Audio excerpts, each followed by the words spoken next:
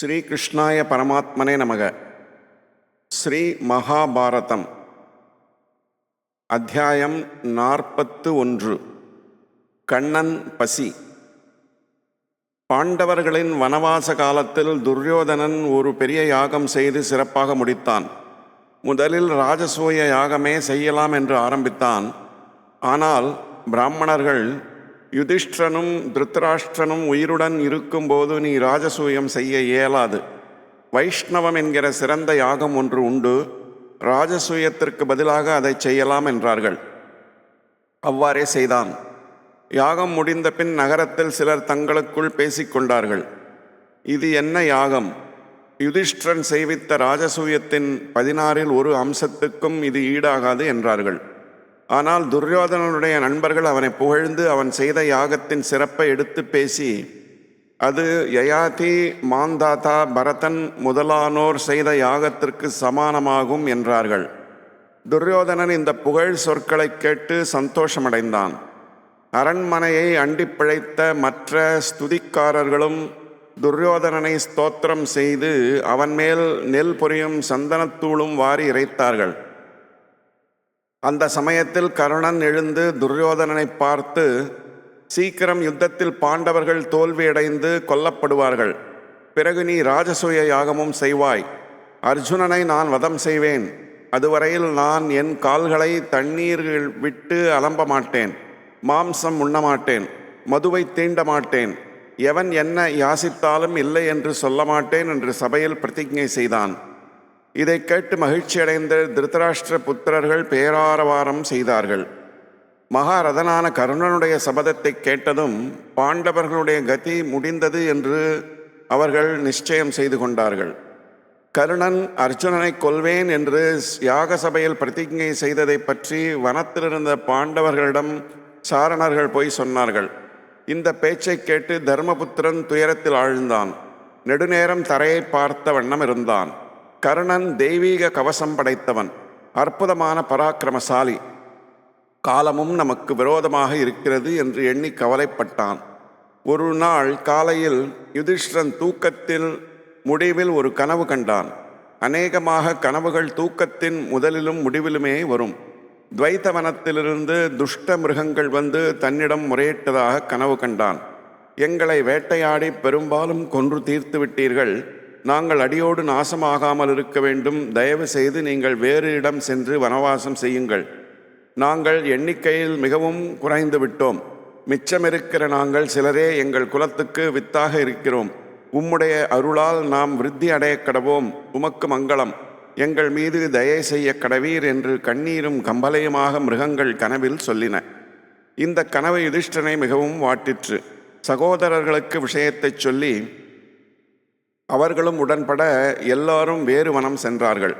காட்டையும் காட்டு மிருகங்களையும் அழித்து விடலாகாது என்பது நம்முடைய முன்னோருக்கு நன்றாக தெரிந்திருந்தது. ஒரு நாள் துர்வாச ரிஷி 10,000 சிஷ்யர்களுடன் துரியோதனனிடம் வந்து சேர்ந்தார். ரிஷியின் சாபத்துக்கு பயந்து மிகவும் கவனமாக நேரில் தானே எல்லா காரியங்களையும் துரியோதனன் வகித்து அதிதி பூஜையை வெற்றிகரமாகவே முடித்தான். ரிஷி திருப்தியடைந்து, உனக்கு என்ன வர வேண்டும் என்று கேட்டார். அதிக கோப சுபாவமுள்ள அந்த முனிவரை திருப்தி செய்தது தான் மறுபடியும் பிறந்த மாதிரி என்று துரியோதனன் மகிழ்ந்தான். என்ன வரம் கேட்கலாம் என்று ஆலோசித்தான். பாப சுபாவம் படைத்த அந்த ராஜகுமாரன் கேட்ட வரமாவது, சுவாமி, சிஷ்யர்களோடு எனக்கு அதிதியாக வந்ததைப் போலவே வனத்தில் இருக்கிற எங்கள் சகோதரர்களான பாண்டவர்களிடமும் போய் அதிதியாக இருக்க வேண்டும். மகாராஜனும் எங்கள் குலத்தில் மிக்க சிறப்பு படைத்தவருமான யுதிஷ்டிரரிடம் தாங்கள் செல்ல வேண்டும். என்னிடத்தில் அனுக்கிரகம் வைத்து அவருக்கு அதிதியாக கடவீர். ராஜபுத்திரி பாஞ்சாலியானவள் பாண்டவர்களுக்கும் அவர்களுடைய பரிவாரத்திலும் உள்ள எல்லோருக்கும் போஜனம் செய்வித்து களைப்பாற்றி கொண்டு சுகமாக உட்கார்ந்திருக்கும் பொழுது தேவரீர் அவர்களிடம் செல்ல வேண்டும் என்பது என் வேண்டுகோள். இவ்வாறு துரியோதனன் சொன்னதும், ஜனங்களை பரீட்சை செய்வதில் எப்பொழுதும் பிரியம் கொண்ட துர்வாசரும் அப்படியே செய்கிறேன் என்றார். துரியோதனன் அவ்வாறு கேட்டுக்கொண்டதன் நோக்கம் அதிதி பூஜையை திருப்தியான முறையில் செய்ய சக்தி இல்லாமல் பாண்டவர்கள் முனிவருடைய கோபத்திற்கு இரையாகி சாபத்தை அடைவார்கள் என்கிற கெட்ட எண்ணம்தான். முனிவரிடம் வரம் பெற்று ஏதாவது தான் நன்மை அடைவதற்கு பதிலாக தனக்கு வேண்டாதவர்களுக்கு தீமை விளைவிப்பதையே பெரிதாக துரியோதனன் எண்ணினான். இதுவே தீயவர்களின் சுபாவமாகும். துரியோதனன் கேட்டுக்கொண்டபடியே துர்வாசர் சிஷ்யர்களுடன் வனத்திலிருந்த யுதிஷ்டனிடம் சென்றார்.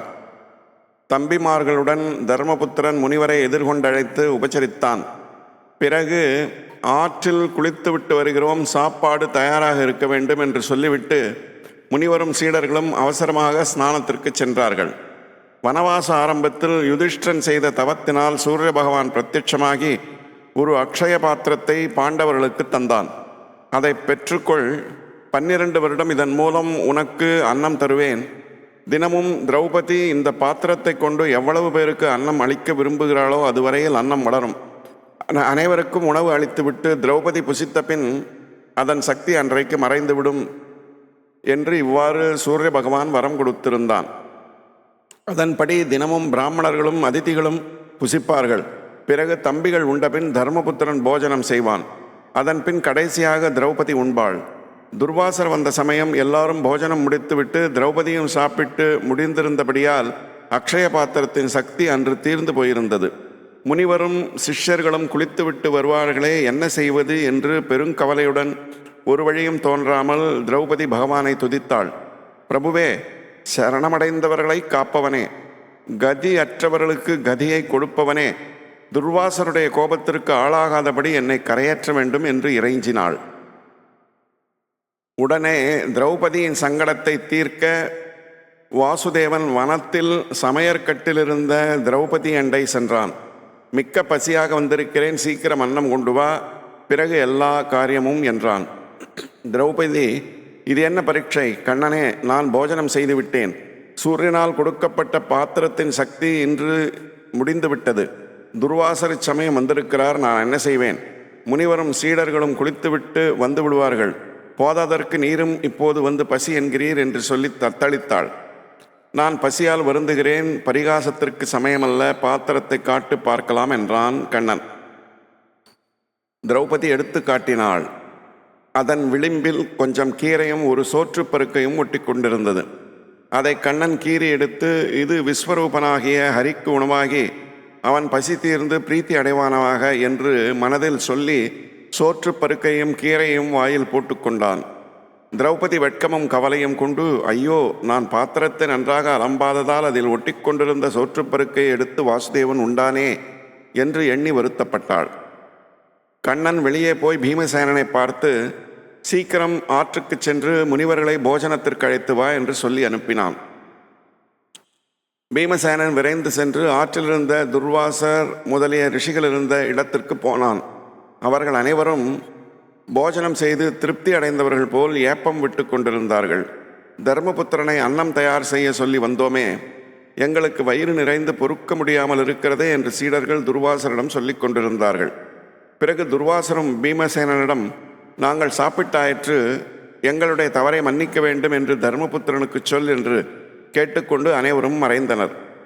அகில விஸ்வமும் கண்ணனுக்குள் அடங்கி இருந்தபடியால் அவன் உண்ட ஒரு சோற்று பருக்கை ரிஷிகளுக்கெல்லாம் பசியாற்றி விட்டது.